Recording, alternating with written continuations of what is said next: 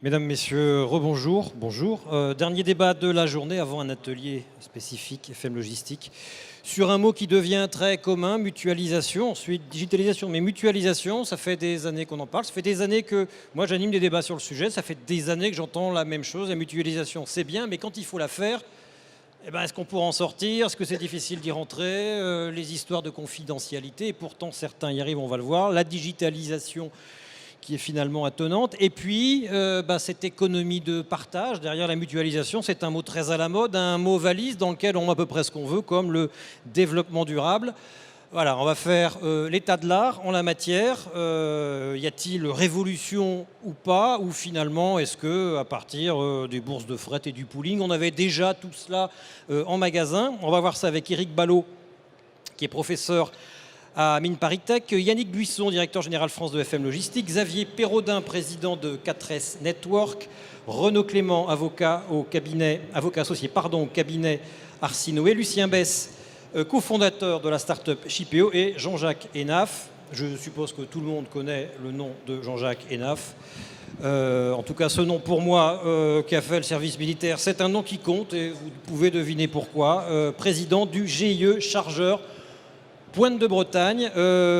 Éric Ballot, la mutualisation, l'économie de partage, le covoiturage, l'autopartage par exemple, on n'entend parler que de ça.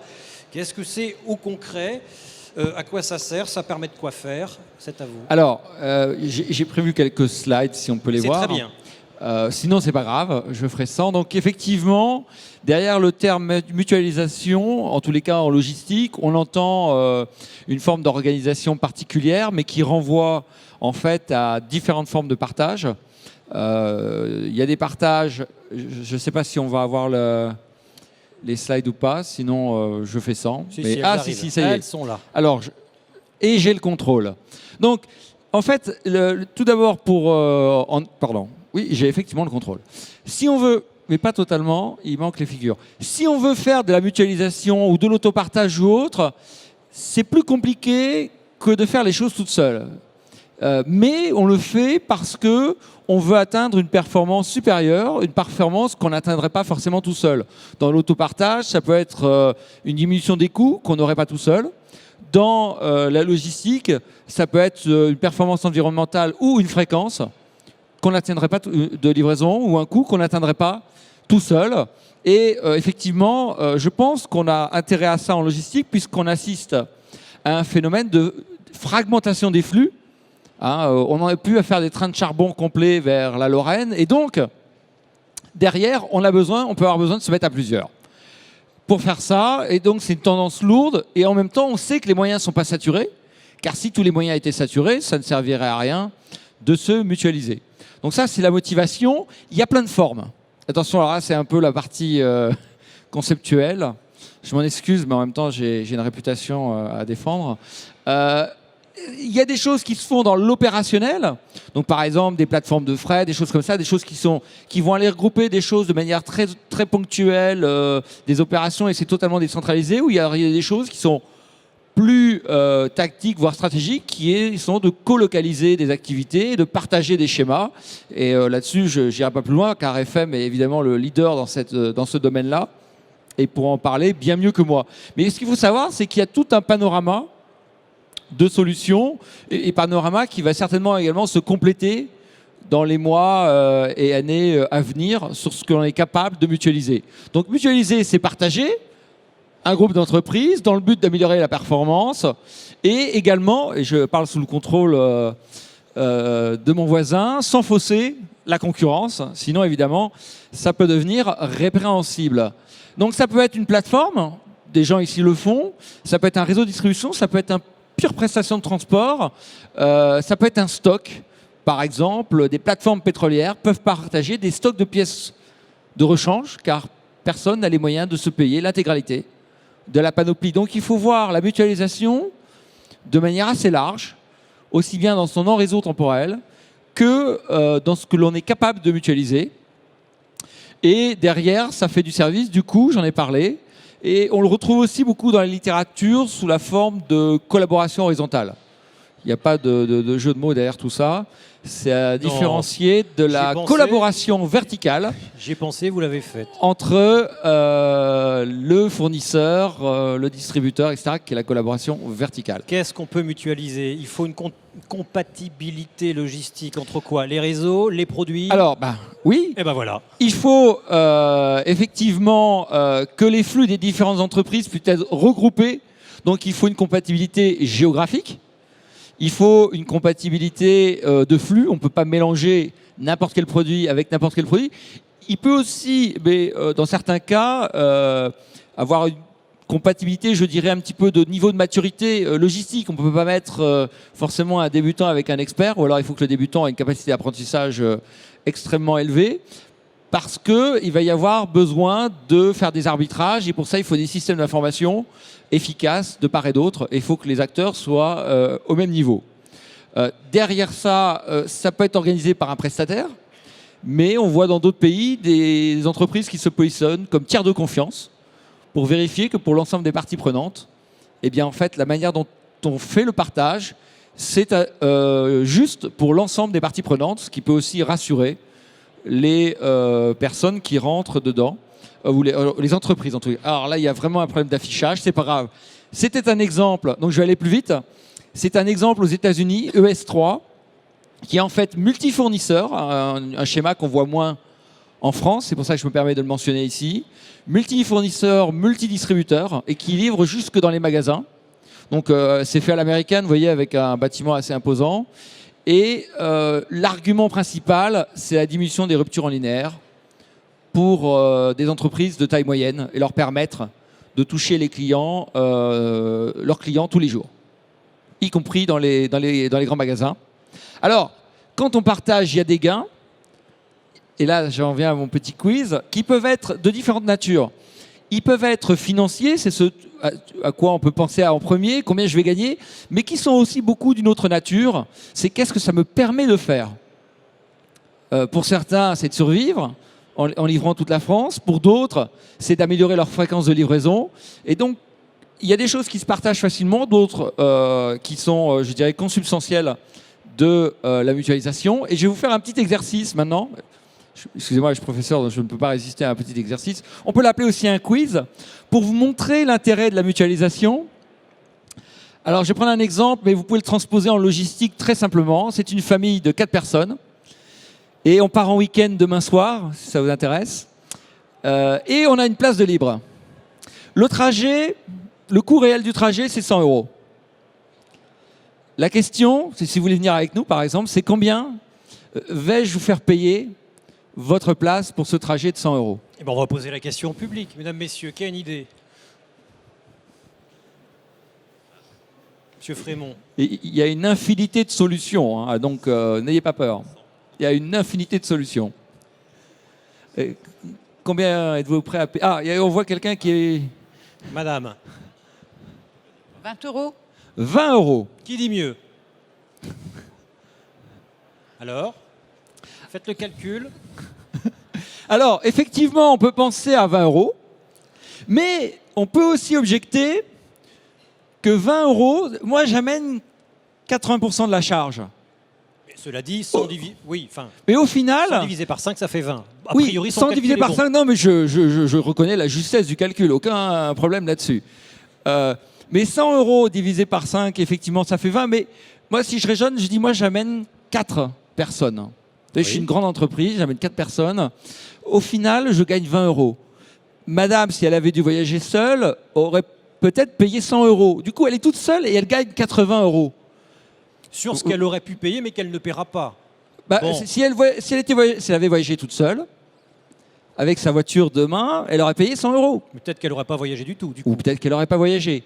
Mais si elle décide de voyager, je me dis c'est quand même un peu bizarre, puisqu'elle est la plus petite fraction de leur expédition et elle a au final le plus grand gain. Alors sachez qu'il y a une infinité de solutions et qu'il y a une solution qui est extrêmement célèbre qui s'appelle la valeur de Shapley, qui dit qu'en fait, quand on est à 2... La valeur de Shapley. Shapley. Prix Nobel d'économie il y a peu de temps.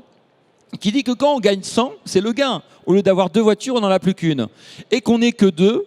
Alors vous me direz, ça fait un peu court pour un prix Nobel, il a fait d'autres travaux, je vous rassure tout de suite. Eh bien, on peut démontrer que ce qu'il y a de plus équitable et qui partage tout le gain, c'est une répartition 50-50. Ce qui veut dire que j'offre à madame une place à 50 €, à voir si elle est intéressée ou pas. Je vais lui demander. Et pour ma part, ça me fait quelque chose d'intéressant quand même. Parce que pour moi, ça me fait un voyage sur lequel on voyage à 4 pour 50 €. Ce qui me fait une place à 12,50 €, comme si j'avais acheté un bus alors que je suis toujours en voiture. Madame, vous en pensez quoi? 50 €, vous y allez?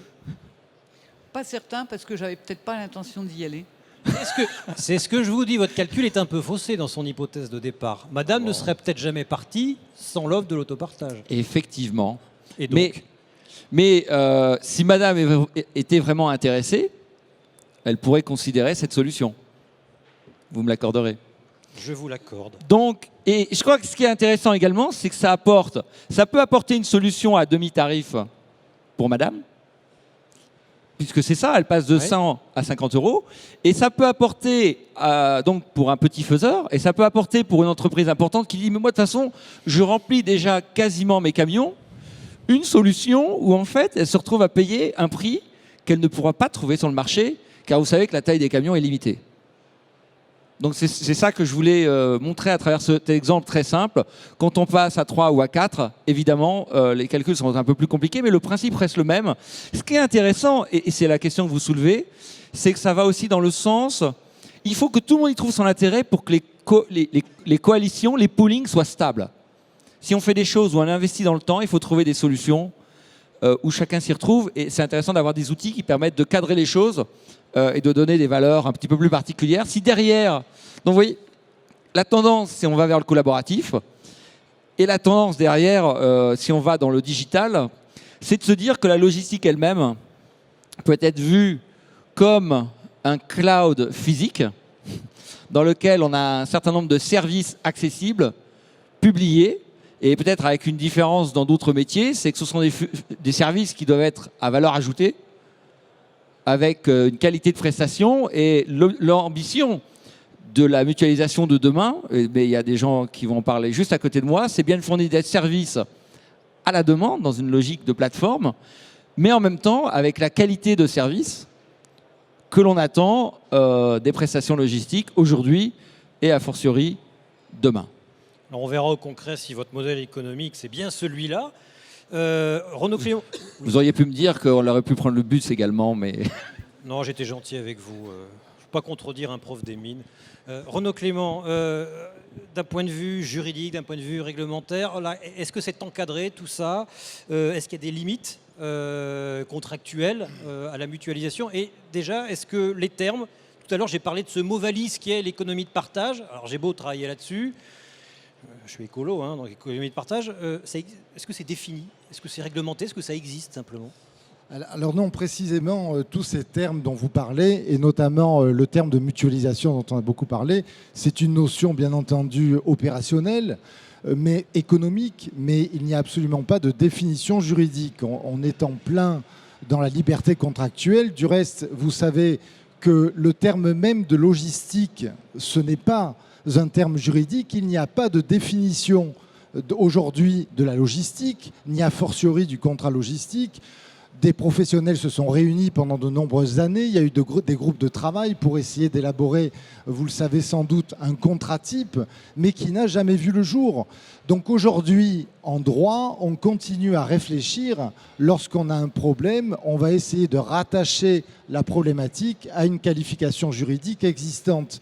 Donc sans rentrer dans le détail, par exemple, le dépôt qui est réglementé, eh bien si on a une problématique de dépôt, on pourra rattacher le régime juridique de la prestation en cause au contrat de dépôt, mais certainement pas au contrat de logistique qui, encore une fois, n'existe pas. Donc ce que je veux dire par là, c'est que le terme de mutualisation, comme celui de logistique, ça introduit quoi? Eh bien, ça introduit nécessairement, me semble-t-il, on est en plein dans la liberté contractuelle. On fait ce qu'on veut dans les limites, évidemment, de l'ordre public, mais on a une énorme part pour l'invention contractuelle et il faut vraiment, c'est la raison pour laquelle je conseille, évidemment, il y a un gros travail de sécurisation contractuelle en amont. Pour ça, eh bien, il faut identifier les besoins. Donc, ce n'est pas tellement sur un plan juridique qu'il faut travailler au départ, mais c'est sur un plan opérationnel. Il faut comprendre, le juriste ne peut rien faire s'il ne comprend pas le monde opérationnel. Donc, il faut comprendre les contraintes opérationnelles en termes de flux, notamment, en termes de produits. Et là, on peut arriver à construire peut-être quelque chose, un contrat qui tient à peu près la route, à partir de ces contraintes qui ont été bien identifiées dans un cahier des charges, dans des cahiers des charges, et qui ensuite pourront être traduits juridiquement dans un contrat qui tiendra à peu près la route. Pour tenir à peu près la route, le contrat, encore une fois, il doit tenir compte de ces limites prescrites par l'ordre public. Alors moi, je fais essentiellement du droit des transports et de la logistique, pas du droit de la concurrence, mais on a déjà des dispositions d'ordre public qui existent au vis-à-vis du contrat de transport. Je passe sur les histoires de prescription et autres. Ça, c'est une première chose. On a une problématique, là, cette fois-ci, plus procédurale que peut amener la mutualisation. C'est que pour faire une action en France, il faut que quelqu'un ait un droit d'action. Donc, il faut savoir que dans les procédures, la contestation du droit d'agir au vis-à-vis des articles 31, 32 et 122 du Code de procédure civile, c'est quelque chose de quotidien. Droit d'agir, qu'est-ce que c'est concrètement? Droit d'agir, c'est celui qui a la possibilité de porter son action en justice à l'encontre d'un transporteur, à l'encontre d'un commissionnaire de transport, à l'encontre d'un logisticien. Et systématiquement, quand on est en procédure, eh bien entendu, la première chose que va essayer de faire le transporteur ou le commissionnaire, c'est de dire, attendez, alors vous n'êtes pas prescrit. Déjà, est-ce que le tribunal est le bon? Est-ce que vous n'êtes pas prescrit? Et est-ce que vous avez vraiment un droit d'agir? Et ça peut aller très loin, parce que dès lors, par exemple, que l'on peut s'apercevoir que dans le cadre du dossier, il y aurait eu un expert mandaté par une compagnie d'assurance, on pourrait essayer de dire, oui, mais là, regardez, manifestement, l'assureur a pris parti au procès, donc il doit y avoir une indemnisation quelque part. Il n'est pas parti au procès, vous n'avez pas de droit d'action. Ou alors se servir des incoterms pour essayer de dire qu'il y a eu un passage des risques sur la tête de l'acheteur, par exemple, et que par conséquent, le vendeur, expéditeur, n'a plus de droit à agir. Donc c'est-à-dire que le droit doit désigner quelqu'un qui a le droit de le représenter, finalement, d'agir? Oui, c'est pas le droit qui le décide, c'est que les parties doivent avoir conscience de l'importance de la façon dont les documents contractuels sont libellés. Aujourd'hui, en France, on a reconnu un droit d'action au chargeur réel, par exemple, même s'il n'est pas mentionné au contrat de transport, mais enfin, ça crée des difficultés. Il faut systématiquement prouver que, par exemple, il a été le seul à avoir subi un préjudice. Enfin, il y a des notions qui ont été introduites par la Cour de cassation qui sont quand même extrêmement rigoureuses. Donc, ce que je veux dire par là, c'est que ce second point de l'intérêt d'agir, c'est un aspect procédural, mais c'est quelque chose dont les parties doivent avoir conscience. Et enfin, évidemment, troisième point, ça a été évoqué, on a cette problématique de l'ordre public économique, du droit de la concurrence. Et là, les sanctions sont extrêmement lourdes. On a des sanctions, alors sur le terrain du droit français, c'est l'article L420-1 du Code de commerce. On a aussi, sur le plan européen, des règles qui sont édictées. On a des sanctions qui sont d'une lourdeur excessive. J'ai préparé quelques petites diapositives, peut-être si on peut les passer simplement pour vous donner des exemples. Il faut savoir que les sanctions pécuniaires, elles peuvent aller lorsque justement il y a du pooling, lorsqu'il y a de la mutualisation, jusqu'à 10% du chiffre d'affaires mondial consolidé. Ça, c'est uniquement au niveau des sanctions. Il peut y avoir ça, et c'est l'ordre public, c'est par rapport au texte qui existe. Vous avez là, c'est en matière donc européenne, des tableaux qui vous indiquent l'évolution des sanctions qui ont pu être portées. Alors si on descend dans le document, vous avez ensuite l'identification des compagnies, des sociétés concernées. Vous voyez que ça va extrêmement loin.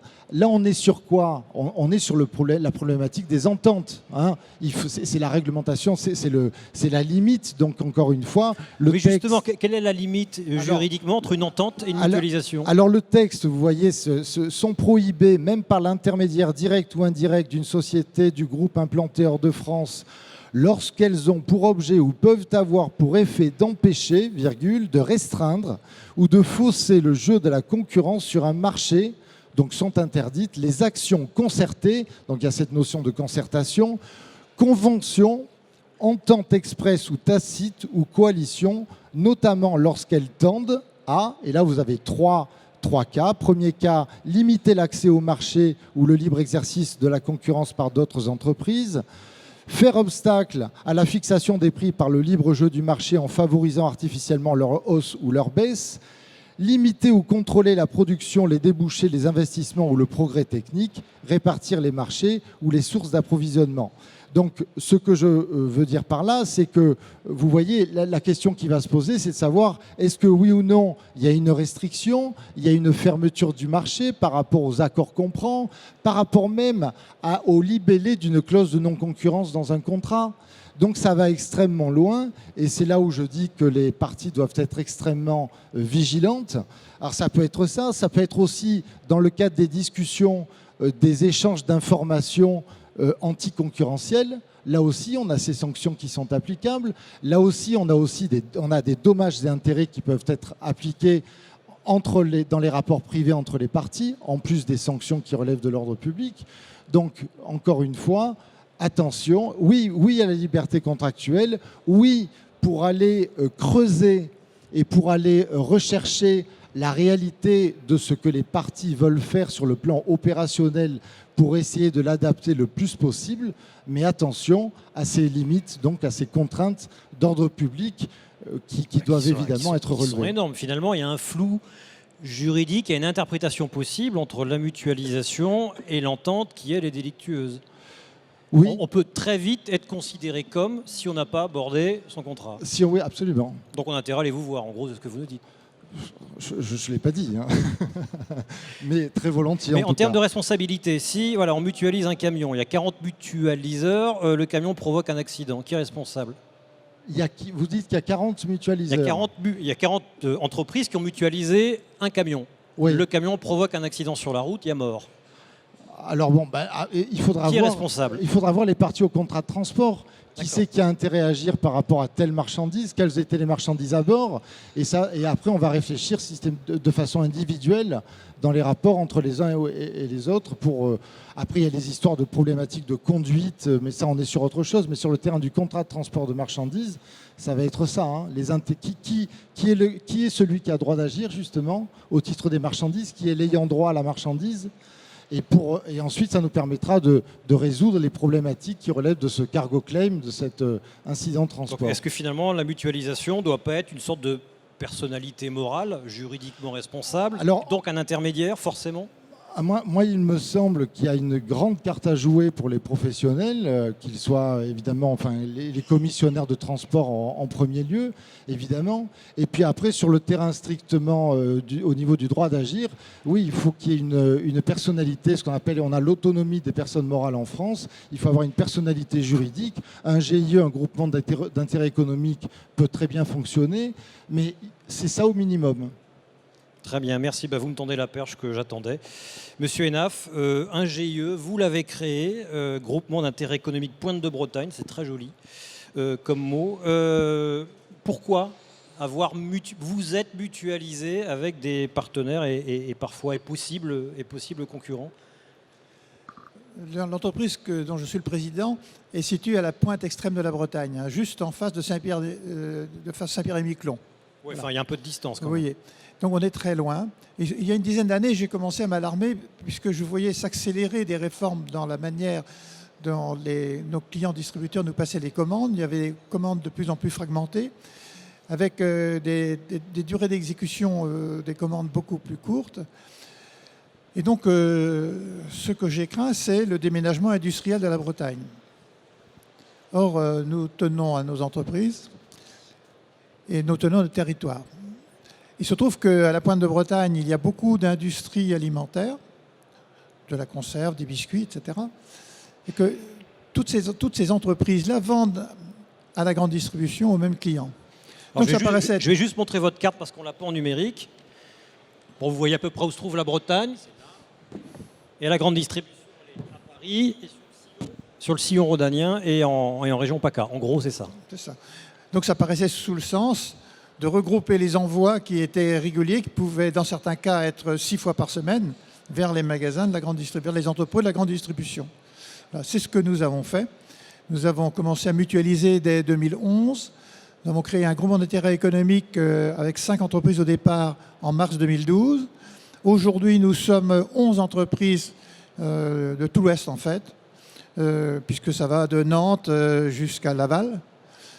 Mais effectivement, le Finistère en particulier est très bien représenté. Et donc, nous serons 14 entreprises dans 2 mois, 20 j'espère à la fin de l'année. Actuellement, nous mutualisons nos envois régulièrement vers la totalité des entrepôts de Carrefour, la totalité des entrepôts d'Auchan en épicerie, vers quelques entrepôts de Système U, mais tout ceci va se développer également, d'une entreprise du groupe Simply. Voilà.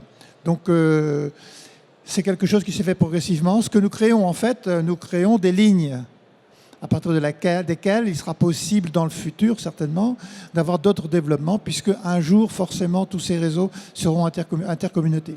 Des lignes, c'est-à-dire? Oui, c'est-à-dire que ce que nous faisons, nous avons des lignes régulières, des envois réguliers à des jours précis, à des heures précises de marchandises, ce qui veut dire que c'est quelque chose qui est finalement, d'une certaine manière, stabilisé. À partir de là, il est possible d'adjoindre d'autres marchandises qui sont à livrer, pas forcément dans le même entrepôt, mais à un autre entrepôt à côté, par exemple. Voilà. C'est ce système, si vous voulez, de réseau que nous avons créé. Et comme demain, inévitablement, tous ces systèmes seront interconnectés, je pense que c'est là vraiment un point très important, parce que c'est ça qui assure effectivement qu'il y aura toujours un futur industriel aux entreprises de Bretagne. Vous m'aviez dit au téléphone, on n'avait pas le choix, sinon on risquait de mourir. Est-ce que ce constat avait été fait par tous, ou est-ce que vous avez eu du mal à convaincre ceux qui sont vos partenaires aujourd'hui? Qu'est-ce qui a pu bloquer à un moment ou un autre? Ce qui était important, qui est tout à fait essentiel, c'est d'avoir faire un acte de foi. Si vous jugez ça simplement comme un procédé de faire des économies sur des envois pour l'année qui vient ou l'année suivante, vous êtes à côté. En fait, c'est totalement stratégique. Donc c'est un acte de foi, c'est un investissement qu'on fait sur le futur. Effectivement, nous avons démarré à 5 entreprises qui étaient déterminées à aller plus loin. Dans ces 5 d'ailleurs, il y en a 2 qui n'ont pas encore mutualisé, tout simplement parce qu'elles croient que ce système est bon. Et c'est ça qui compte. Et donc, c'est une décision de direction générale. Ce n'est pas une direction de logisticien. Il faut bien sûr il est très important que les logisticiens s'y associent et y contribuent. Mais c'est d'abord du fait des directions générales qui disent l'avenir de nos industries dépend d'un système qui nous permettra de répondre aux demandes de nos clients de la distribution demain. Qu'est-ce que ça a remis en cause, ou qu'est-ce que vous avez dû modifier dans vos approvisionnements et dans vos lignes de distribution? La mutualisation a remis quoi en cause? Ça n'a pas remis en cause. Une chose très importante. Pardon. Sur des jours de livraison, Non, ce qui est très important, et là c'est un point clé absolument, c'est d'obtenir l'harmonisation des jours et des heures de livraison, puisque nos clients la plupart de nos commandes sont livrées par des robots de commande. Avec des heures, jusque-là, nos transporteurs nous disaient on va jusqu'à 4 fois dans la même nuit, voire 5 fois, pour des marchandises différentes, livrer l'entrepôt, parce que les heures de réception des conserves de poisson n'est pas la même que servent des conserves de viande, n'est pas la même que celle des biscuits, etc. Donc nous avons pu obtenir de nos clients distributeurs, c'était un point clé, l'harmonisation. Donc le distributeur reçoit un camion qui en général est complet ou presque complet, ce qui pour lui est quand même un avantage, mais effectivement, il va recevoir différentes catégories de marchandises. Sans harmonisation des jours et des heures de livraison, il n'est pas possible de faire de la mutualisation. Et les aspects juridiques dont on a parlé, ils ont pu vous effrayer au départ, parce que quand on écoute Maître, faut en vouloir quand même pour mutualiser. C'est pas simple. Le GIE répond justement à ça, avoir la sécurité d'une personnalité morale. Je pense, si nous avons créé un groupement d'intérêt économique, c'est tout simplement parce qu'il n'appartient à personne. Il appartient aux gens qui sont membres de ce GIE. Alors effectivement, il y a un risque toujours, c'est le risque effectivement de solidarité financière, mais nous avons levé le problème parce que en réalité, le GIE n'est jamais facturé pour les prestations de transport. Chacune des entreprises, des fabricants, est facturée directement par le transporteur. Donc on évite par là une grande partie des risques. Voilà. Alors par la suite, on s'est quand même outillé. Nous avons dû créer un portail web qui fonctionne depuis maintenant un peu plus d'1 an, qui est toujours en cours de développement, mais qui est un outil essentiel, bien sûr. Et ça aussi, c'est un élément qui permettra, nous, d'aller dans ces réseaux interconnectés. Le GIE est amené à grossir. Vous avez de bonnes perspectives? Oui, je dois dire qu'au tout départ, mon intention était de régler le problème de l'Ouest Cornouailles. Parce que même, y compris en Bretagne, certains pensaient que non, c'était un problème comme ça, de la région, etc. Mais rien ne se faisait. Et en fait, on se rend compte qu'il n'y a pas de possibilité, en tout cas pour ce qui est de livrer la grande distribution, il n'y a pas de possibilité qu'il y ait plusieurs réseaux. Et notre réseau est devenu forcément un réseau de l'Ouest. Voilà, c'est un réseau qui se développe. D'abord parce qu'on a été effectivement reconnu roi de la supply chain en 2012, ce qui était quand même pour nous une performance, parce que nous ne sommes pas des logisticiens. Et puis on s'aperçoit que le groupe Carrefour, par exemple, à partir du mois de septembre dernier, après 1 an de travail avec nous, a reconnu que nous avions une certaine maîtrise de tout ce qui concerne l'organisation des ramasses, par exemple. Et donc l'ensemble de tout ce qui soit est expédié en Franco, soit ce qui est enlevé par Carrefour vers les entrepôts de Carrefour, est mutualisé avec nous. Donc ça veut dire quand même que nous avons été capables d'avoir un très bon taux de service. Nous sommes à 99,2% de taux de service après 1 an. Mais il faut se dire une chose, c'est qu'on ne s'en rend peut-être pas compte. Mais évidemment, nous excluons les camions complets. Les camions complets ne posent pas de problème. Ce qui coûte cher, c'est le reste, les lots. Or, d'après les statistiques que nous avons sur une année complète, nous voyons que les 2/3 des expéditions, ce sont des expéditions entre 1 et 5 palettes. Et ça coûte très cher. Là, vous avez intérêt à les mutualiser. Voilà. Monsieur Buisson, la mutualisation, ça peut être une... Monsieur Buisson, virgule, la mutualisation, ça peut être une demande des GMS. C'est une demande des GMS? Alors nous, la mutualisation, on y est depuis quasiment 50 ans. Bien sûr. Et il y a eu un virage, aux alentours de 2000, les années 2000, 2002, 2004, quand effectivement, M. Hénaf en a parlé, il y a eu une demande de livraison de plus en plus fréquente de la GMS. Et donc ça a effet mécanique, hein, quand vous commandez un camion complet chaque semaine. Quand vous voulez être livré 2 fois par semaine, vous avez globalement, je ne suis pas aussi juste que M. Ballot, mais 15 palettes à livrer en 2 fois. Et puis quand vous voulez de plus en plus, donc on arrive finalement sur ce phénomène de fragmentation. Et donc en 2000, nous, effectivement, le sujet, c'était de mettre autour de la table des industriels de la GMS et de se dire comment ensemble on trouve une solution qui amène un service ou qui peut permettre à un certain nombre d'industriels d'adresser des marchés qu'ils n'adressaient pas. Donc je pense qu'il y a un certain nombre de choses importantes qui ont été dites. C'est quand on mutualise, il faut déjà à la base partager les mêmes convictions. Ça défile derrière, hein, je ne sais pas. Non, il n'y a pas de problème. Il faut partager les mêmes convictions. Et la conviction importante, c'est de se dire qu'en coopérant, on est plus efficace que chacun dans son coin. Qu'en coopérant, on va se doter d'outils qui permettent d'adresser des marchés, des régions, des enseignes qu'individuellement on pourrait pas adresser. Donc ça ouvre des nouveaux marchés. D'accord ? Et donc il y avait une question de survie pour l'implantation industrielle en Bretagne, mais c'est aussi une question de si je ne suis pas capable d'adresser tel marché, finalement, est-ce que mon entreprise va continuer à vivre ? D'accord ? Et donc c'est quelque part une réponse à ça. Donc oui, c'était une demande de la GMS. D'accord ? Et il y a différentes formes de l'adresser. Nous, on croit à la coopération, d'accord ? Et on y reviendra. On s'est mis dans un rôle de tiers de confiance, d'accord ? Et l'idée, c'est de se dire comment on met un véhicule, sans jeu de mots, à disposition des industriels pour adresser leur marché plus efficacement. Et clairement, ça a été dit aussi, si le sujet il est que financier, on va pas très loin. C'est-à-dire que la conviction initiale, elle ne doit pas être financière. La conviction initiale, elle doit être je me dote d'un outil qui va me permettre d'être plus agile, qui va me permettre de réagir plus vite, qui va me permettre d'adresser telle ou telle demande de mes clients. D'accord ? Et je sais qu'avec ce véhicule-là, je pourrai y répondre de manière beaucoup plus efficace. On voit des flux, on voit des clients derrière. Qu'est-ce que vous mutualisez ? Quelle est la compatibilité ? Elle est logistique, elle est sur les flux, elle est sur les clients ? Alors, la compatibilité, elle est, il faut revenir à finalement le départ, c'est est-ce que je livre les mêmes endroits ou des endroits qui sont proches, d'accord ? Et repartir du client final. Vous prenez un département, vous prenez voire même le même entrepôt. Globalement, dans un entrepôt, vous avez des dizaines d'industriels qui livrent tous les jours, d'accord ? Et donc, il faut partir de la compatibilité du point de livraison, le même ou à proximité. Et à partir de là, vous remontez et vous vous dites, voilà, quels produits je peux mettre ensemble ? C'est surtout les produits qui livrent les mêmes entrepôts, puisqu'eux, ils sont compatibles, ils sont stockés dans le même entrepôt.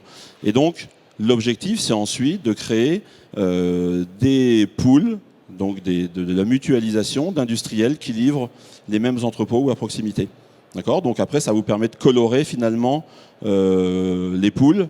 Donc il y a plutôt des pools alimentaires, vous avez des pools qui sont plutôt sur entretien de la maison, soins de la personne, et donc vous arrivez à finalement arriver à des produits compatibles parce que finalement leur point de livraison il est identique. Est-ce que les industriels en question vous ont du coup ont mutualisé une part significative de leur volume ou ça reste limité ? Alors, aujourd'hui, et c'est finalement le sujet, et nous, notre ambition, c'est d'arriver à des solutions mutualisées qui couvrent 100% des flux. Vous en êtes à combien là ? Là, aujourd'hui, on a une offre qui s'appelle le pooling qui livre à destination de la GMS. Donc, généralement, pour un industriel, la GMS, c'est entre 40 et 60% de son chiffre d'affaires. D'accord ? Donc, ça couvre cette partie-là. Tous les jours, camion complet vers la GMS. Et puis ensuite, vous avez d'autres réseaux de distribution, d'accord ? Et on retombe sur des problématiques de lots qui sont entre 1 et 5-6 palettes, d'accord ? Où là, il y a d'autres solutions. Je pense que d'autres intervenants vont en parler. Allez-y, Le sujet, c'est comment, derrière, on amène une solution qui permet de mutualiser aussi, et de manière plus souple, ces petits lots pour en faire un camion complet, d'accord ?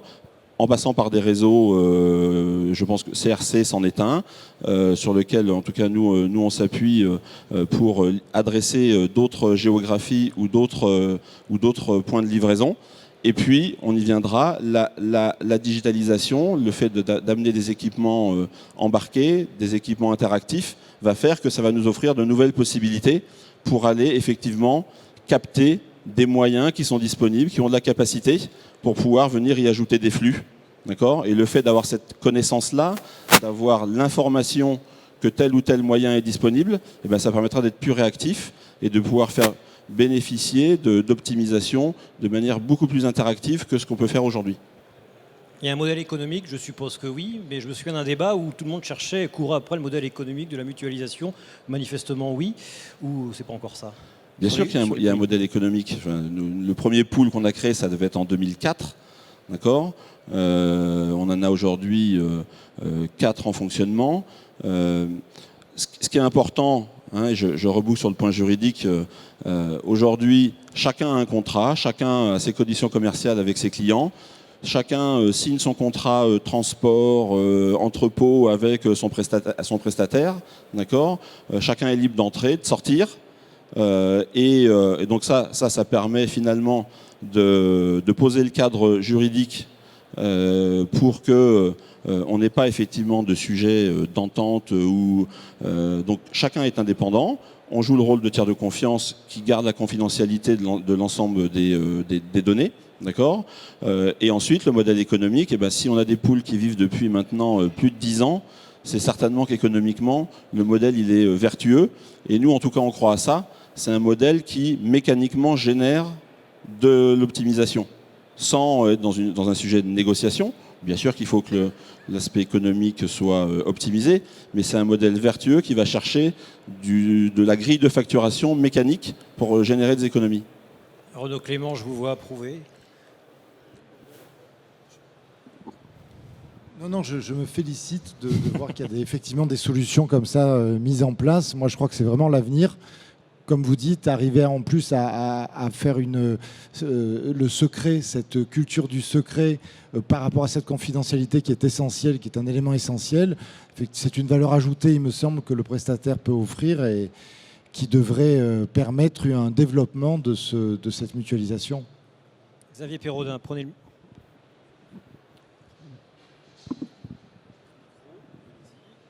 Xavier Pérodin, c'est bon. Bah voilà, en fait, par rapport à tout ce qui vient d'être dit, les petits colis, les petites palettes, vous êtes organisateur de filières logistiques, la mutualisation.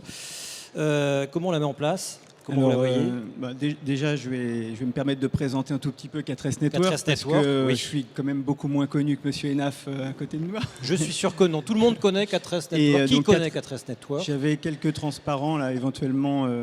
Voilà. Donc, Catres Network est une société de services en supply chain durable. Donc, on opère sur 3 axes principaux. Tout ce qui est pilotage d'emballage logistique réutilisable, autour d'une palette en carton réutilisable, par exemple. Tout ce qui tourne autour de la mutualisation des flux. Donc, on parlera de CRC Service tout à l'heure comme une offre justement de mutualisation multi-industrielle, multidistributeur destinée à adresser les lots partiels et les petits lots dont on parlait tout à l'heure. Et également un 3e axe sur la mesure de la performance environnementale entre chargeurs et transporteurs. Donc, en fait, en ce qui nous concerne, nous sommes une société de services qui proposons un service innovant qui s'appelle CRC Service, CRC pour Centre de routage collaboratif, et qui est vraiment né d'une vision collaborative et d'une aventure humaine. Il y a plus de 100 personnes qui ont été mobilisées dans cette aventure. Je pense que Dominique, tout à l'heure, qui ne voulait pas partager le voyage à 50 € avec Eric, a participé à cette aventure, parce qu'effectivement, on le partage peut-être à 20 €, nous, et pas à 50. Donc l'idée, en tout cas, c'était de proposer un nouveau service qui permette de généraliser un petit peu l'approche de la mutualisation et de la rendre accessible à des acteurs de toute taille, travailler sur ces petits lots et travailler sur vraiment une mutualisation de proximité en mode plug and play. Donc on a pour cela travaillé avec pas mal d'acteurs, mais on a essayé de proposer un concept très simple qu'il s'agit en fait de découpler l'amont et l'aval de la chaîne d'approvisionnement en mettant des petits routeurs de flux qui ne nous appartiennent pas, donc qui appartiennent à des prestataires logistiques, et s'appuyer sur des transporteurs de proximité en région qui permettent d'organiser une mutualisation des 100 derniers kilomètres et ainsi permettre à des industriels de garder l'autonomie de leur distribution en amont pour pouvoir découpler les flux ensuite sur l'aval. Donc on travaille vraiment sur tout ce qui est performance. On parlait tout à l'heure effectivement de tarifs, l'aspect économique, mais pour nous, je pense que vraiment la performance au niveau de la mutualisation de ces petits lots, ce n'est pas simplement l'aspect économique, c'est bien évidemment l'aspect taux de service et également empreinte environnementale.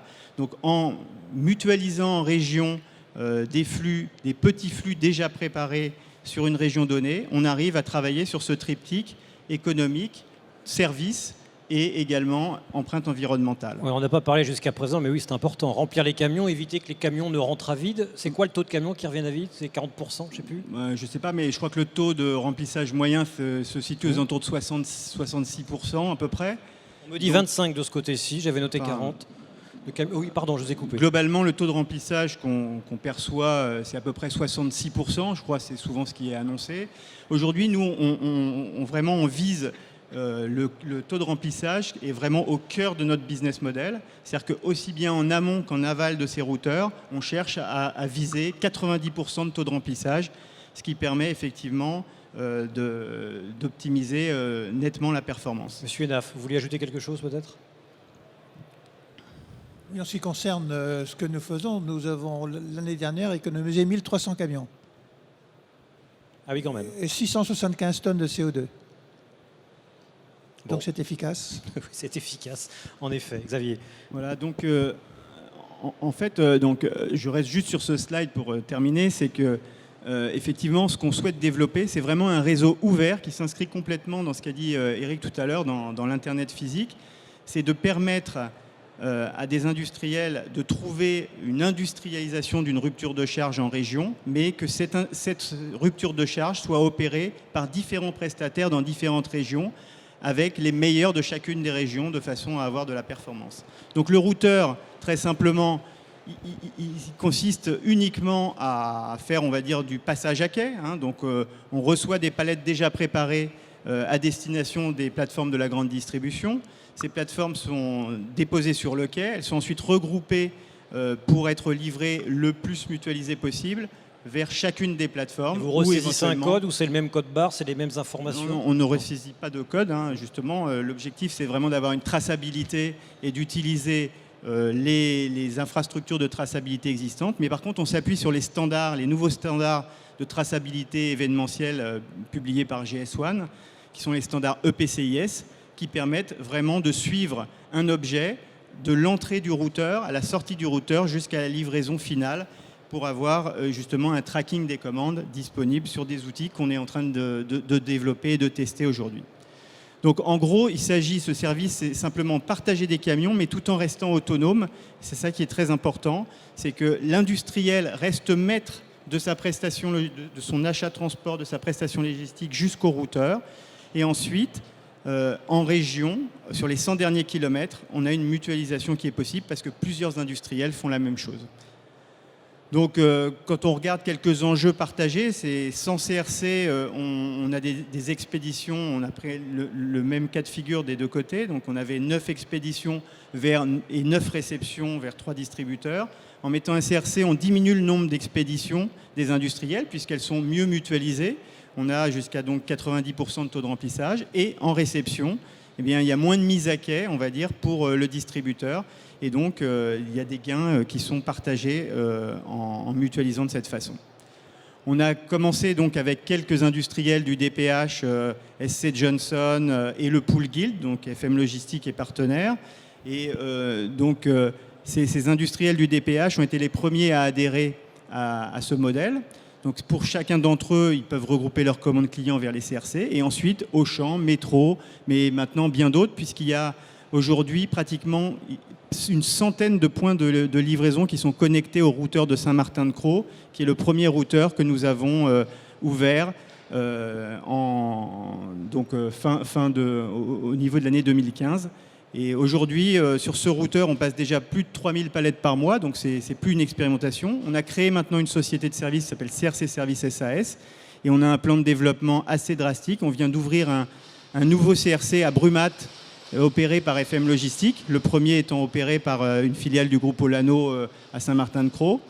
Nos partenaires aujourd'hui sont les transports Jackie Perreno, mais GRG en Alsace. Donc en fait, on a des partenaires différents dans différentes régions qui permettent d'avoir de l'ouverture tout en industrialisant un process. Pour les lots, on a parlé des lots de 1 à 5 palettes, mais aujourd'hui, on traite plutôt des lots de 1 à 20 palettes. Et on sait également, aujourd'hui, on a élargi notre prestation à l'épicerie 15 degrés grâce à l'arrivée du groupe Mars qui avait rejoint l'initiative dès le mois d'avril, et ensuite Ferrero qui a rejoint aussi cette initiative en juillet. Et donc maintenant, on développe cette activité sur 2 segments, qui sont les segments droguerie, parfumerie, hygiène et le segment épicerie 15 degrés qui permet de faire passer toute l'épicerie sur les lots, je dirais, de petite taille, les lots partiels, qui ont des difficultés à être à la fois optimisés et à la fois être rentables dans le transport. Donc on espère que M. Enaf nous rejoindra aussi, puisqu'on est tout à fait compatibles. C'est-à-dire que lui, il mutualise beaucoup l'amont, nous, on mutualise beaucoup l'aval, et je pense qu'on est capable de faire pas mal de choses ensemble. Vous étiez fait pour être côte à côte sur cette table ronde, M. Enaf. Je ne vous demande pas de signer tout de suite, mais... Que disiez-vous? Non, je disais, vous étiez donc fait pour être côte à côte. Non, oui, non, enfin, effectivement, nous mutualisons à l'amont, donc on optimise les ramasses, etc. Et ensuite, on fait de la traction jusque des gros entrepôts. Voilà, et c'est vrai que nous avons la possibilité par la suite, en utilisant ce système-là, d'aller vers différents points trouver un certain détail dans les répartitions des livraisons dans les autres régions. Effectivement, on est complémentaires de ce point de vue-là. Juste un dernier mot. Donc, en fait, aujourd'hui, il y a 2 routeurs qui sont opérationnels, donc Saint-Martin-de-Crau et Brumat. Et avant le mois de septembre, on aura ouvert un routeur à Arras, un à Comble-la-Ville, un à Lyon et un à Bordeaux. Voilà. Éric Ballot, ça vous plaît tout ça? Écoutez, je suis tout à fait en phase avec ce que j'entends, puisque ça fait un certain nombre d'années que je défends l'idée que les prestations logistiques devraient être plus interconnectées les unes aux autres, de manière à créer la mobilité de la marchandise, hein, c'est-à-dire la capacité à aller pour les personnes, c'est d'un mode de transport à un autre, d'être capable de s'affranchir de toutes ces barrières-là, avec à la fois la capacité de planifier ses voyages et la capacité de les réaliser d'une manière intéressante. Eh bien là, il me semble qu'on a des solutions dont on voit la complémentarité et dont on voit qu'elles vont participer à la performance logistique tout en réduisant l'empreinte environnementale. Un point qui n'a pas été mentionné mais que je peux sans doute mentionner, c'est qu'à partir du moment où les volumes deviennent importants, on peut même retrouver la possibilité de faire du ferroviaire avec des caisses mobiles pour faire des solutions point à point, solutions qui sont impossibles pour chacun des acteurs aujourd'hui, en particulier qui servent la GMS. Peut-être pas faire un débat sur le ferroviaire, sauf si vous voulez vous y lancer, Xavier. C'est pas sur le ferroviaire, mais effectivement, on a noué un partenariat avec la société TAB. Et effectivement, on propose, à partir du moment où il y a plusieurs routeurs qui sont en place, on imagine celui d'Arras et celui de Saint-Martin-de-Crau, on peut tout à fait tirer des lignes et des caisses mobiles. Puisqu'on concentre les flux sur ces routeurs, à ce moment-là, on a moyen de mettre, alors peut-être pas les 40 caisses nécessaires pour faire une ligne, mais au moins participer à une descente en mettant 4, 5, 6 caisses sur chacune de ces lignes. Alors TAB, notre partenaire, il a des lignes Valenton jusqu'à Saint-Martin-de-Crau, enfin jusqu'à Avignon, Valenton-Bordeaux, Valenton-Toulouse. Je pense que voilà, c'est des lignes qu'on est en train d'activer et de pouvoir proposer de façon à avoir une solution quasiment sans CO2, en fait, puisqu'on est même capable de faire du pré- et post-acheminement au GNV. Monsieur Hénave, vous faites des trains complets, bien Oui, sûr. simplement, nous faisons du ferroviaire également, Oui. il existe une possibilité de transfert ferroviaire entre Rennes, Mâcon et Marseille. Et on utilise effectivement régulièrement pour aller dans cette région-là. Merci. Lucien Besse. Vous aussi, vous traquez le matériel. Non, pas vous craquez. Si, vous craquez parce que vous n'en pouvez plus, vous êtes à la fin. Vous traquez comme Xavier Perrodin. Vous avez cofondé Shipeo il y a 2 ans. Dites-nous en quelques mots. Oui, effectivement, donc cofondé Shipeo, qui est une start-up dans le transport et dans les logiques de tracking autour du transport routier. On a développé un portail web et mobile collaboratif pour aider plusieurs chargeurs, plusieurs organisateurs de transport et plusieurs transporteurs à collaborer plus efficacement sous l'angle de la mutualisation de l'information. On a beaucoup parlé pendant le débat de la mutualisation physique, de la mutualisation des moyens. Moi, je voudrais prendre l'angle sous la mutualisation de l'information. Évidemment que la conséquence de l'absence de mutualisation, c'est la multiplication. On l'a vu tout à l'heure, la multiplication des camions, les taux de roulage à vide qui augmentent. Du point de vue de l'information, l'absence de mutualisation, l'absence de rationalisation des moyens, c'est aussi la multiplication des systèmes, et la multiplication des systèmes informatiques notamment. Et quand on a une absence de mutualisation entre plusieurs chargeurs, plusieurs organisateurs qui font appel parfois au même prestataire de transport, le prestataire de transport se retrouve en bout de course avec une multiplication de systèmes. Donc en créant Shipeo, une start-up pas toujours d'un problème très précis, on appelle ça un pain point dans le marché. On est allé voir beaucoup de transporteurs et on a essayé de comprendre ce qui était le plus gros pain point dans leur activité, quel était le gros problème dans leur activité quotidienne. Et on s'est rendu compte que des transporteurs qui travaillent avec plusieurs chargeurs, qui travaillent avec plusieurs organisateurs de transport, des gens qui a priori ne se parlent pas évidemment, on n'est pas du tout dans le schéma qui a été décrit par FM Logistique ou par d'autres, se voient imposer une multitude de systèmes. Et finalement un transporteur qui est en fait le premier à faire de la mutualisation sans le savoir, parce que par les logiques de groupage qui existent depuis la nuit des temps, depuis que le transport existe, un transporteur qui ne fait pas partie du programme de CRC ou du programme de pooling monté par FM Logistique se retrouve de facto dans son activité quotidienne à avoir plusieurs chargeurs dans un camion, ou plusieurs organisateurs même de transport dans un camion, se voit imposer plusieurs systèmes informatiques. Et donc les transporteurs sont aujourd'hui confrontés à un système assez chronophage et assez improductif, qui est de se connecter tous les jours à un certain nombre de plateformes, sur les plateformes clients ou les plateformes d'organisateurs, pour aller renseigner des informations, finalement pour une livraison qui est contenue dans le même camion. Donc nous, on s'est dit qu'il y avait un problème de mutualisation de l'information, et que finalement, il fallait amener un système qui permettait à plusieurs transporteurs qui travaillent avec plusieurs chargeurs ou avec plusieurs organisateurs de transport, de remonter de l'information à travers un système unique, à tous ces gens avec qui ils travaillent. Donc c'est pour ça qu'on a développé cette application mobile de tracking qui permet... Ce que vous voulez nous dire, c'est que personne ne se parle en fait. Exactement.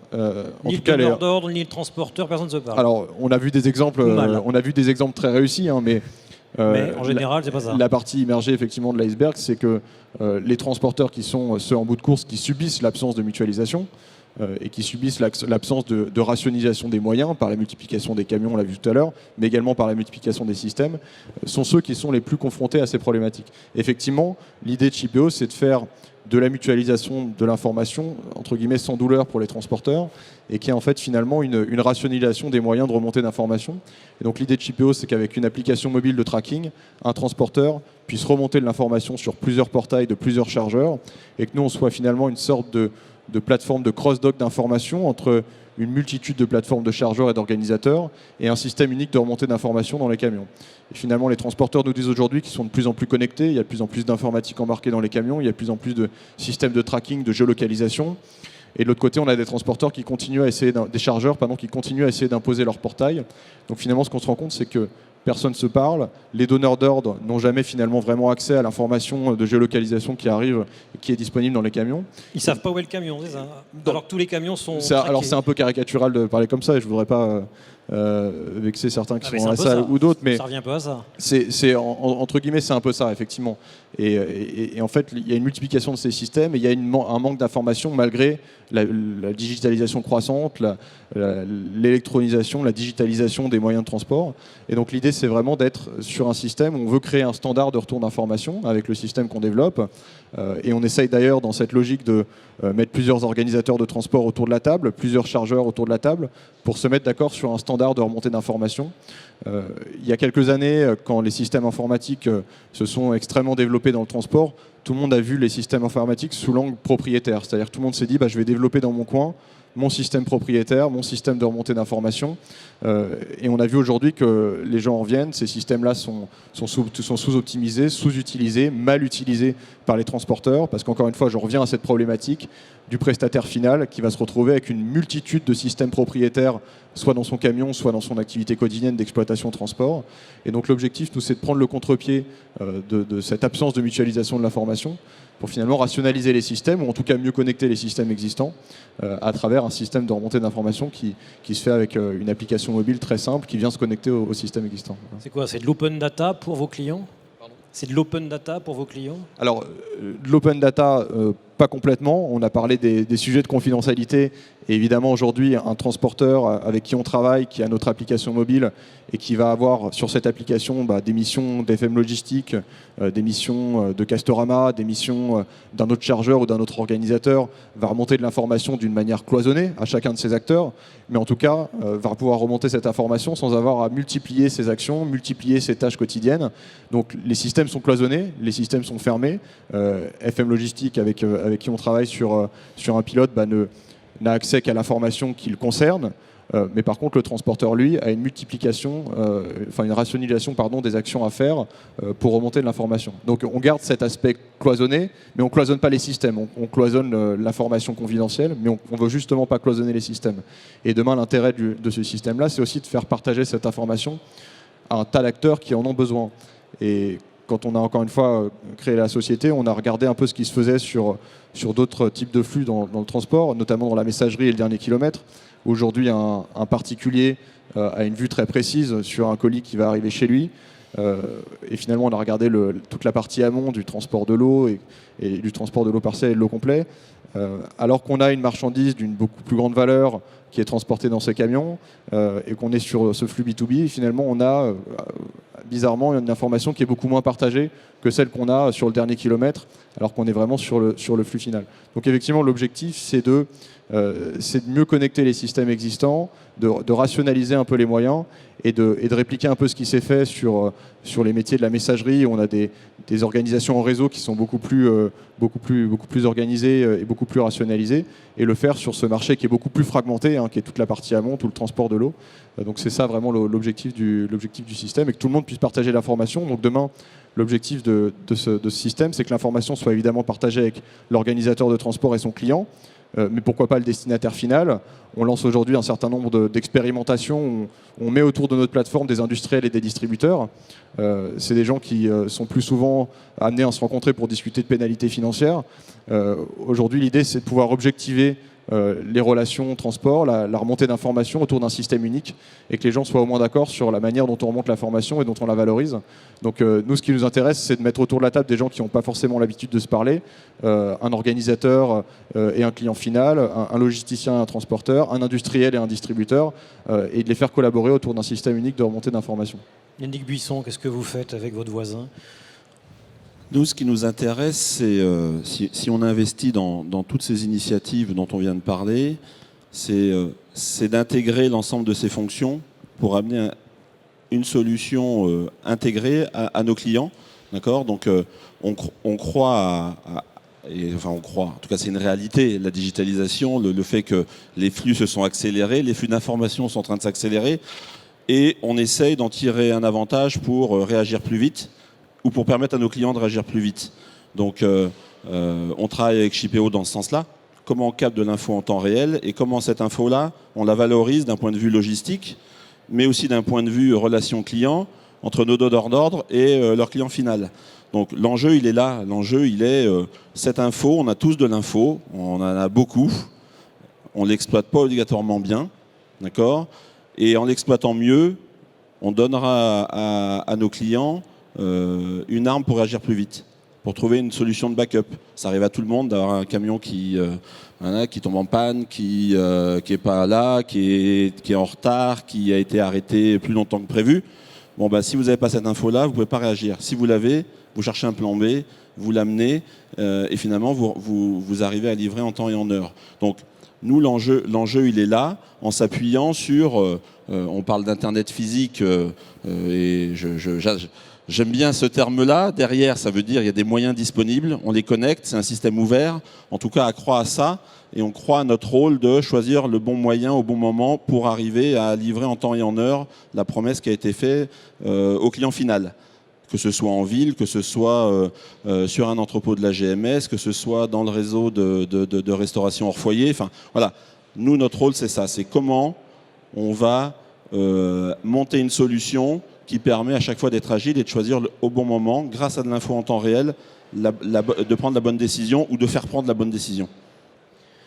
Madame, vous comprenez mieux pourquoi vous auriez dû payer 50 € maintenant. Ou 80. Ou 80, oui, 80. C'est toujours moins que 100. Qui a une question, mesdames, messieurs? Je suis sûr que vous en avez plein. Ça a été riche, ça a été dense. J'arrive. Présentez-vous, bonjour. Isabelle Bardin, déléguée générale du cluster PACA Logistique. C'est moins une question qu'un commentaire général.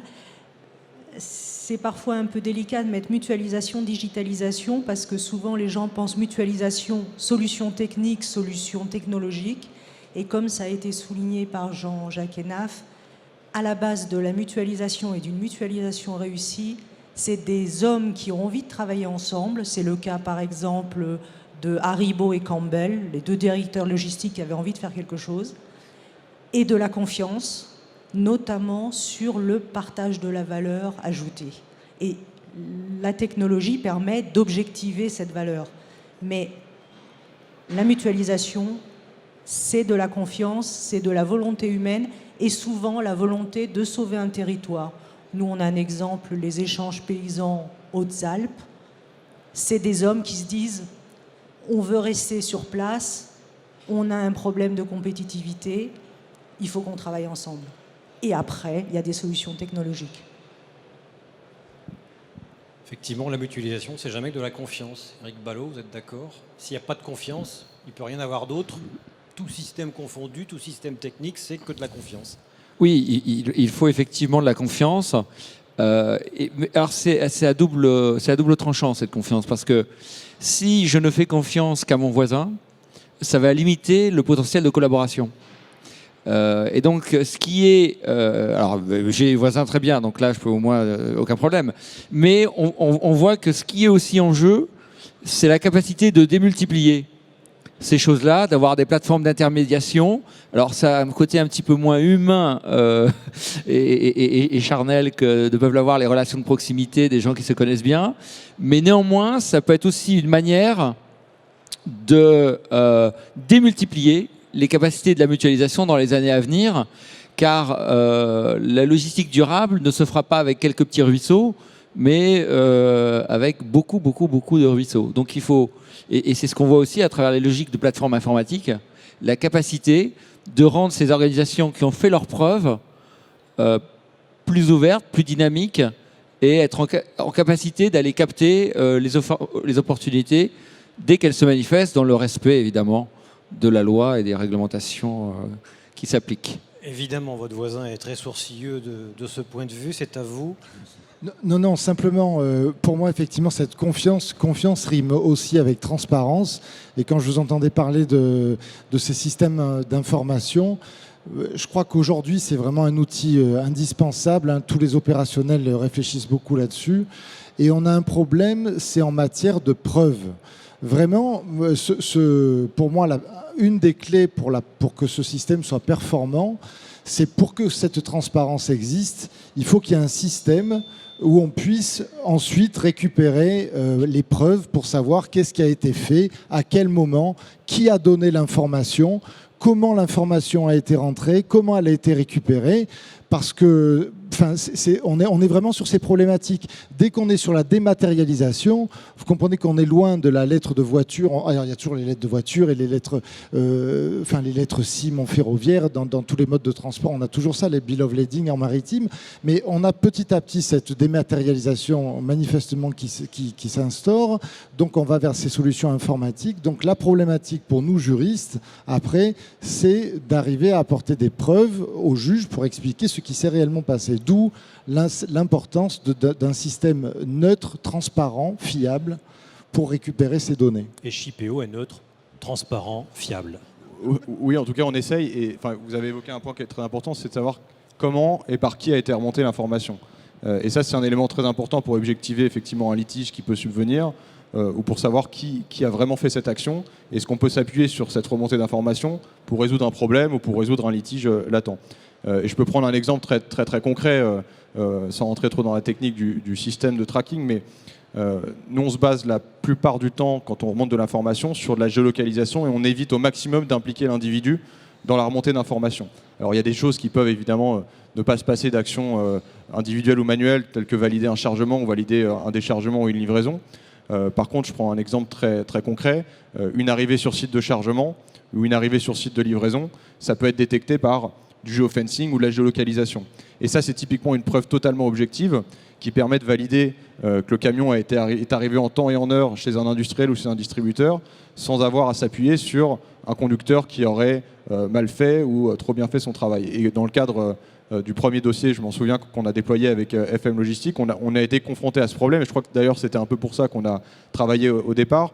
On était sur un flux d'un industriel qui allait livrer un entrepôt de la grande distribution qui était opéré par FM Logistique et la livraison se faisait très tard le soir ou très tôt le matin plutôt. Et évidemment quand on livre un entrepôt de la GMS très tôt le matin vers 4h ou 5h, il n'y a pas forcément un manutentionnaire pour signer la livraison ou pour vérifier que la remorque a bien été laissée à quai en temps et en heure. Donc on a désamorcé ça avec le système quand on a commencé à travailler avec FM Logistique en faisant des choses très simples. En validant l'heure d'arrivée de la remorque, l'heure de décroche de la remorque sur la plateforme Carrefour ou Auchan grâce à la géolocalisation et au geofencing qui était permise par l'application, en prenant une photo à quai de la remorque horodatée, donc encore une fois une preuve objective sur ce système-là, et derrière FM Logistique, ça lui donne une preuve auprès de l'industriel et auprès de son destinataire grande distribution pour lui dire voilà, la remorque a été déchargée, a été décrochée à 4h03 sur la plateforme Carrefour, Auchan ou peu importe, et le camion est arrivé en temps et en heure. Donc effectivement, notre système, on essaye toujours de savoir qui a remonté l'information. Est-ce que c'est une action manuelle? Est-ce que c'est une action du système? Est-ce que c'est une action automatisée? Et ça, c'est un point très important effectivement que je n'avais pas évoqué, c'est l'objectivation du litige ou de la relation. J'ajoute pour illustrer. Je voudrais au moins une autre question. Pas de souci. Et en plus, ça amène une valeur à notre client, puisqu'on est capable de lui dire à quel quai est la remorque quand il nous appelle. Quand il nous appelle pour dire où est votre camion, on lui dit c'est quai 101. Regardez, il y avait la photo. Il vous attend, les clés sont sur le camion. On peut valoriser l'info en plus. Oui, rapidement. Non, mais très rapidement, c'était simplement pour... c'est très bien, on se constitue comme ça un dossier, on se constitue des preuves. Après, il faut juste garder à l'esprit que pour la Cour de cassation, les notions de livraison et de prise en charge, ce sont des notions, on parle d'appréhension physique et matérielle de la marchandise. Il y avait eu cette discussion entre deux chambres de la Cour de cassation, savoir si on devait parler plutôt d'une remise documentaire ou d'une remise physique. C'est vraiment la possibilité pour le destinataire de vérifier l'envoi.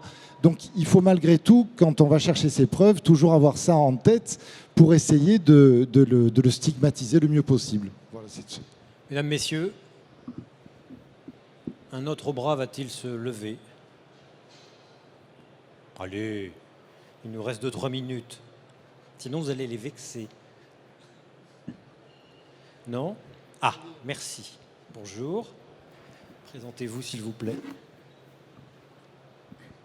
Gisèle Mendy, enseignant-chercheur à l'IAE pour Bayonne et chargée de projet pour l'ADEME sur l'affichage CO2 transport.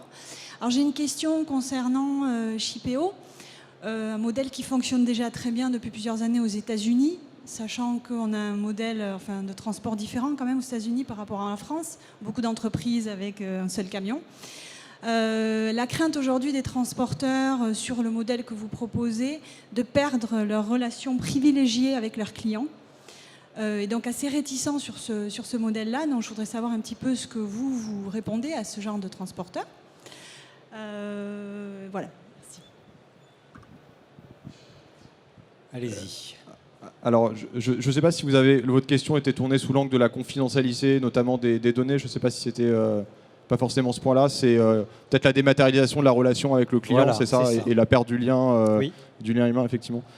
Nous, on a toujours dit que Shipeo c'était un outil, c'était pas une fin en soi pour remplacer une relation ou pour traiter un événement qui devait être traité. Shipeo, c'est encore une fois, c'est un outil pour permettre de travailler plus efficacement avec son client.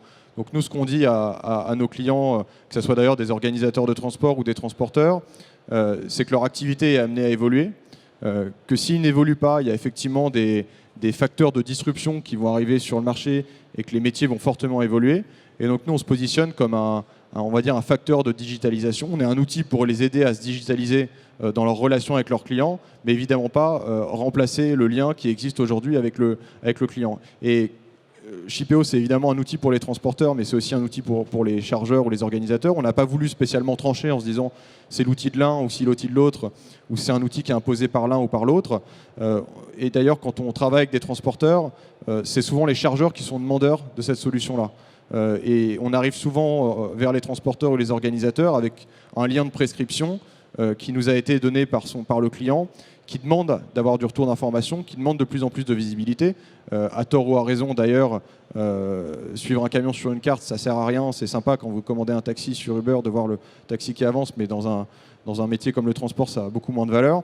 Donc nous, ce qu'on essaye de leur donner, c'est juste un outil pour qu'ils gagnent en proactivité vis-à-vis de leurs clients. Et encore une fois, je prends un exemple très concret, quand un retard ou un litige est renseigné sur une application mobile, on ne va pas pousser directement cette information au client final en lui disant le conducteur a renseigné quelque chose dans l'information. C'est un marqueur pour le transporteur ou pour l'organisateur de transport pour ensuite prendre une action vis-à-vis de son client, parfois décrocher son téléphone et lui dire voilà, moi j'ai eu une information de la part du système Shipeo qui me dit qu'il y a un problème qui va subvenir. Donc en fait, on leur vend de la proactivité entre guillemets avec le système, mais on n'est pas là pour remplacer ou pousser directement l'information au client final. Donc c'est comme ça qu'on conçoit le système. Et les transporteurs, finalement, leur crainte n'est pas tellement là parce que les chargeurs sont souvent, encore une fois, nos prescripteurs et sont souvent demandeurs de ce type de solution. Et je crois que les transporteurs sont conscients de l'évolution du métier, travaillent depuis déjà de nombreuses années avec des systèmes embarqués et des systèmes de tracking dans les camions. Donc ce n'est pas nouveau pour eux d'utiliser ce type de système. Après, vous avez raison, la particularité de ces systèmes, c'est qu'ils n'ont jamais été vraiment connectés au client final.